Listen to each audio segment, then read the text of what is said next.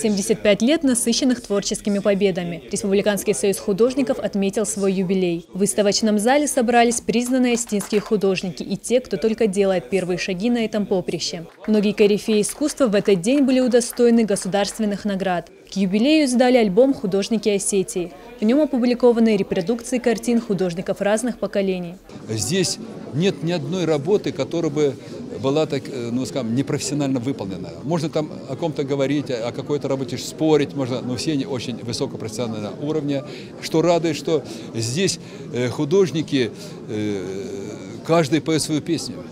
Вот. Нет дубляжа какого-то, нет, знаете, такого течения, что-то похоже прямо друг на друга. То есть... Новый стиль искусства представили молодые художники. Выпускники факультета искусств СОГУ достойно продолжают дело старших наставников. Юбилейная выставка вобрала в себя все жанры – скульптура, живопись, графика, декоративно-прикладное искусство. Здесь каждый найдет что-то для себя, как простой обыватель, так и искушенный зритель. Мадина Сханова, Залина Губурова, Михаил Безуглов, Осетия ТВ.